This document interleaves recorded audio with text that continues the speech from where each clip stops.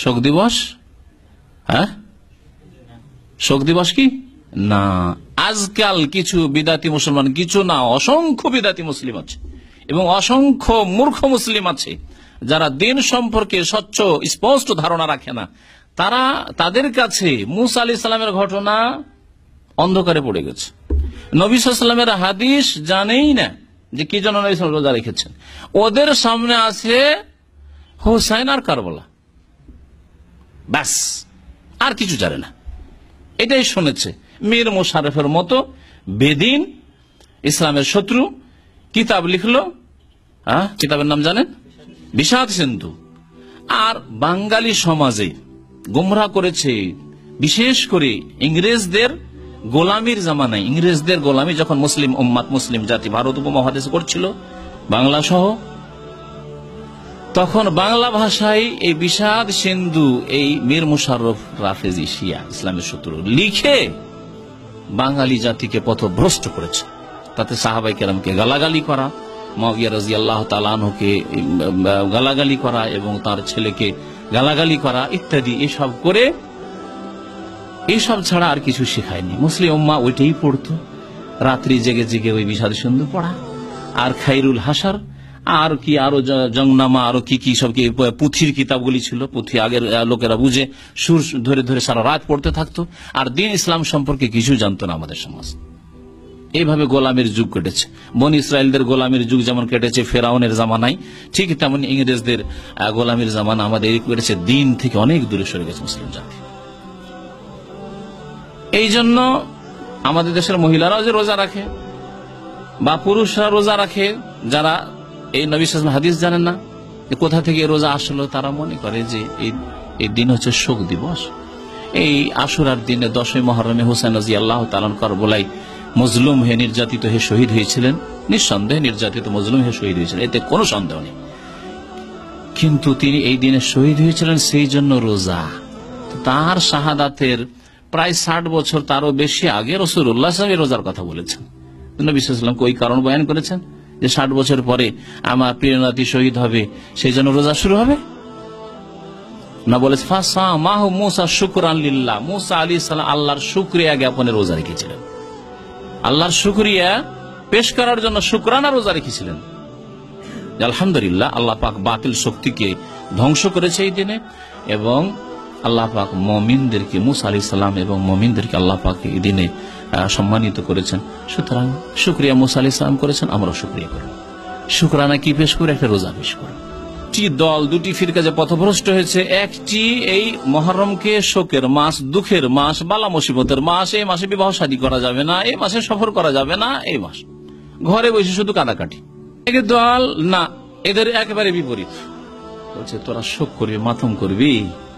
এদের বিদাতকে নির্মূল করতে গিয়ে আর এক বিদাত তারা আবিষ্কার করেছে, আমরা একে খুশির দিবস করব, খুশির দিবস করব।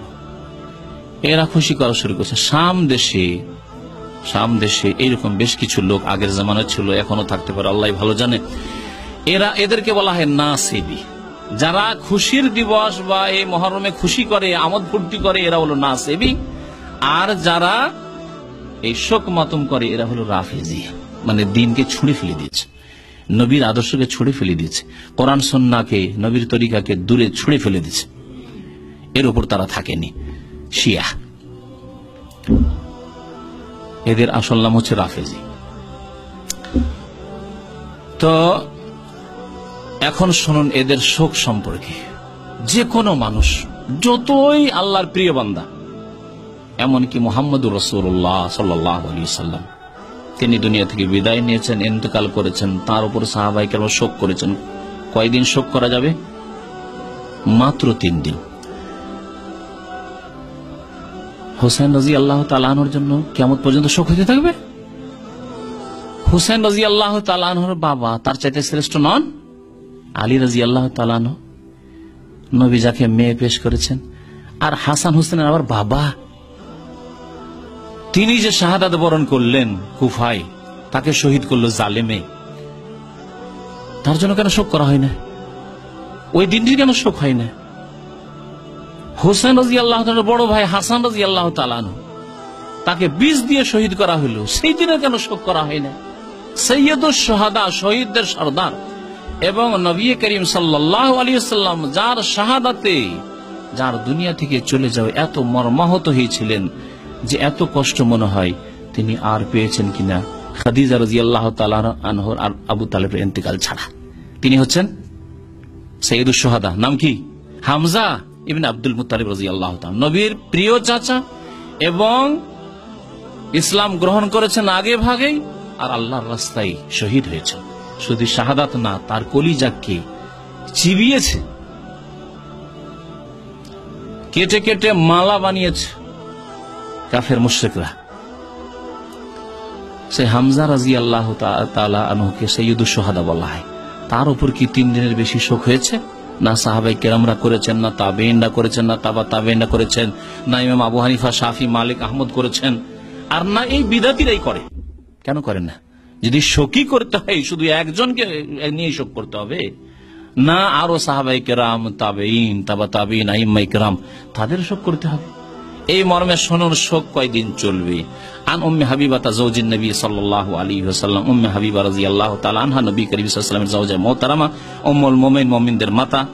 তিনি বলছেন, কালাত সামিআতু রাসূলুল্লাহ সাল্লাল্লাহু আলাইহি ওয়াসাল্লাম, আমি আল্লাহ রাসূল সাল্লাল্লাহু আলাইহি ওয়াসাল্লামকে বলতে শুনেছি, লা ইয়াহিল্লু লিইমরাতিন তুমিনু বিল্লাহি ওয়াল ইয়াউমিল আখির আন তুহিদ্দা আলা মাইয়াতিন ফাওকা সালাস। কোন মহিলার জন্য জায়েজ নাই। মহিলার কথা কেন বলা হলো? তার পুরুষের জন্য জায়েজ নাকি? পুরুষদের অন্তর শক্ত, এরা শোক মাতম ওইরকম করেন না, একটু হয়তো চোখে পানি আসলো। মহিলারা না কানাকাটি বেশি করে, সেজন্য বিশেষ করে সতর্ক করা হয়েছে। কোন মহিলার জন্য জায়েজ নাই তুমিনু বিল্লাহি ওয়াল ইয়াউমিল আখির, যদি দাবি করে যে আমি আল্লাহর প্রতি ঈমান রাখি আর পরকালে বিশ্বাস রাখি, মানে আমি মুমিন, আমি মুমিনা, আন তুহিদ্দা আলা মাইয়াত, কোন মৃত ব্যক্তির উপর, মাইয়াতের উপর শোক করবে, এটি হালাল নয়। তার মানে কি? হারাম। হারাম, হারাম মানে কি? সাগীরা গুনাহ, কাবীরা গুনাহ। ফাওকা সালাসিন, 3 দিনের বেশি, 3 দিনের বেশি শোক করা জায়েজ নয় কোন মানুষের জন্য, ইল্লা আলা যাওজিন, তবে স্বামীর জন্য।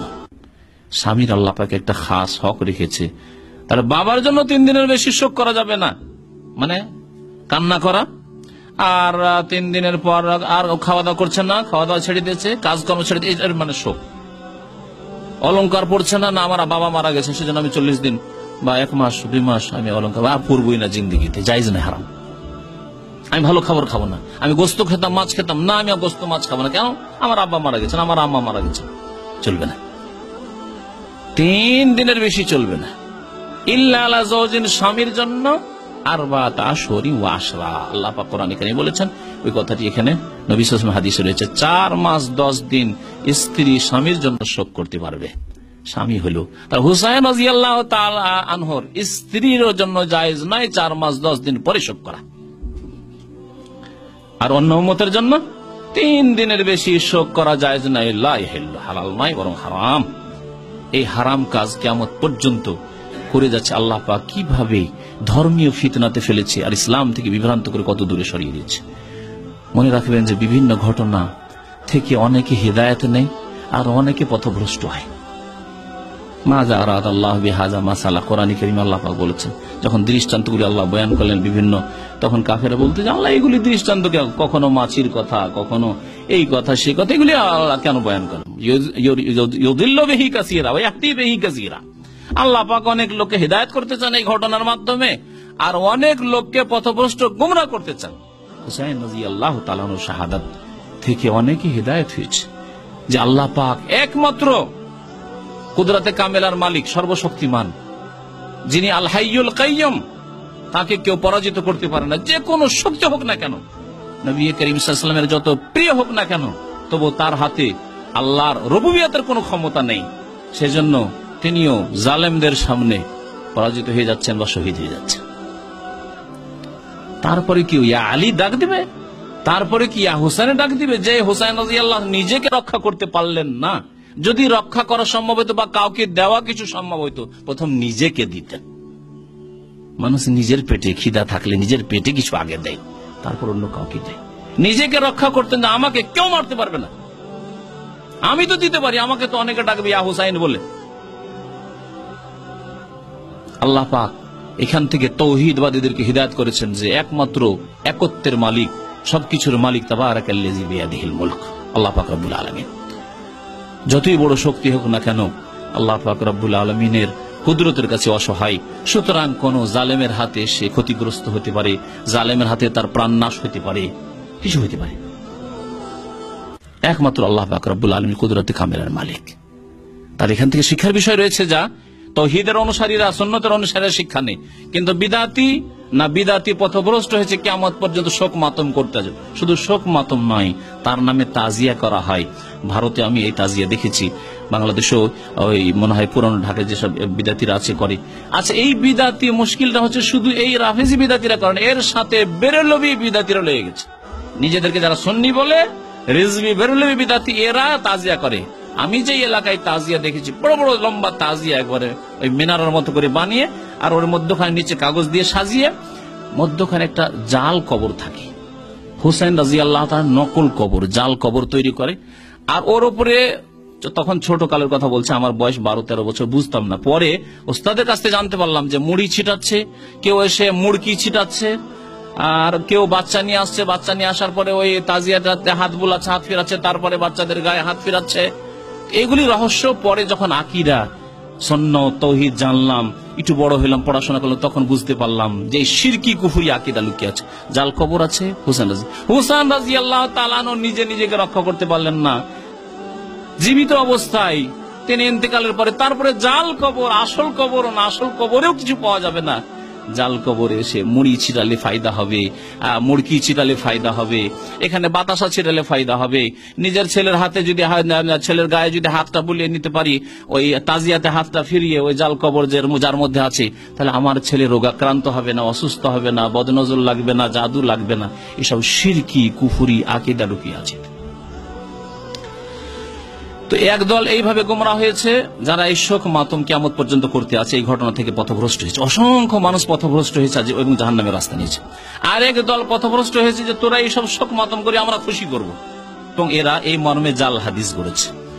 জাল হাদিস শুনে আপনাদেরকে আল্লামা নাসিরুদ্দিন আলবনী রাহমাতুল্লাহ আলাইহি হাদিস বলেছেন, কালা রাসূলুল্লাহ সাল্লাল্লাহু আলাইহি ওয়াসাল্লাম, মান ওয়াসা আলা আয়ালিহি ফি নাফাকাতি ইয়াউম আশুরা। আশুরার দিনে কেউ যদি ছেলে মেয়েদেরকে খুব একটু প্রশস্ত করে খাওয়ায়, উদার মনে খাওয়ায়, ভালো ভালো জিনিস খাওয়ায়, ভালো মিষ্টি নিয়ে আসলো, বিভিন্ন রকমের আইটেম নিয়ে আসলো, বিরিয়ানি করলো, এইসব যদি খাওয়ায়, ওয়াসা আল্লাহু আলাইহি সাইরা সানাতেই, তাহলে গোটা বছর আল্লাহ খুব প্রশস্ত করে খাওয়াইবেন, আল্লাহ রুজিতে বরকত দেবেন। এই নাসেবী বিদাতিরা এই হাদিস জাল গড়েছে, এসব সহি নয়।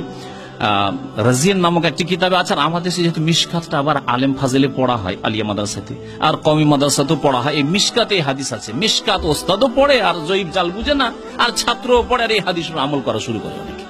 খবরদার না, এই দিনে না কোনো খুশি করা আছে, না ভালো মন্দ খেতে হবে এরকম কিছু আছে, আর না এই বিদাতিদের মতো মাতম করা আছে। বরং এই দিনে যা করা আছে তা হচ্ছে রোজা রাখবেন। আল্লাহ পাক যেন আমাদেরকে নেক আমলের তৌফিক দান করেন। এই মাসকে কুলক্ষণ মনে করা বা অলক্ষ্য মনে করা, এটি হচ্ছে শিরক। নবী সাল্লাল্লাহু আলাইহি ওয়াসাল্লাম আত্মীয়ারাত শিরকুন, কুলক্ষণ নেওয়া, অলক্ষ্য মনে করা হচ্ছে যে কোনো কিছুকে শিরক। সুতরাং মহরমে, সফরে, এই মাসগুলিতে বিবাহ হলে, কার্তিক মাসে বিয়ে হলে অথবা ভাদ্র মাসে বিয়ে হলে ভালো হবে না, শুভ হবে না, এইসব বিজাতি কাফেরদের থেকে এসছে। সব মাসেই বিবাহ শাদী হতে পারে। জাহিলি জামানায় শাওয়াল মাসে তারা বিবাহকে খারাপ মনে করতো। তাই মা আয়েশা রাদিয়াল্লাহু তাআলা আনহার মুসলিম শরীফের হাদিস, তিনি বলছেন, তাজাওয়াজানি রাসূলুল্লাহ সাল্লাল্লাহু আলাইহি ওয়াসাল্লাম ফি শাওয়াল ওয়া বানাবি শাওয়াল। রাসূলুল্লাহ আমাকে শাওয়াল মাসে বিবাহ করেছেন এবং শাওয়াল মাসে আমার বিদায় হয়েছে। আর আমার চাইতে, তিনি বলছেন, ফাআইয়ুন নিসাই রাসূলিল্লাহ কানা আহজা ইনদাহু মিন্নি, আমার চাইতে ভাগ্যবতী আর নবীর বিবিদের মধ্যে আছে কে? দুনিয়ার বিবি তো বাদ, নবীর বিবিদের মধ্যে আমার চাইতে বেশি ভাগ্যবতী কি? আর যদি শাওয়াল মাসে বিবাহ করা খারাপ হইতো, তাহলে আমার ভাগ্য খারাপ হইতো। ওই রকমই মহরম সফর মাসে বিবাহ শাদীতে কোন রকমের যদি কেউ এই ধারণা রাখেন না এই মাসগুলিতে বিবাহ দেব না, তাহলে সে শিরক করবে। আত্মীয়ারাত শিরকুন। নবী করিম সাল্লাল্লাহু আলাইহি ওয়াসাল্লাম হাদিস তিরমিজিতে রয়েছে, আবু দাউদে রয়েছে, মুসলিমে রয়েছে যে কুলক্ষণ নেওয়া, অলক্ষী নেওয়া, এগুলো শিরক। আল্লাহ পাক যেন আমাদেরকে শিরক থেকে বাঁচিয়ে রাখেন। নবী করিম সাল্লাল্লাহু আলাইহি ওয়াসাল্লাম বলছেন, আনা বারিউন, আমার সম্পর্ক নেই ওই সব লোকের সাথে। কারা? যারা মিম্মান হালাকা, যারা মাথা মুন্ডন করে, যে নেড়া করে শোকের জন্য, অথবা সালাকা চিৎকার করে, হাই হুসেন, হাই হুসেন, হাই আলী, হাই ওমর।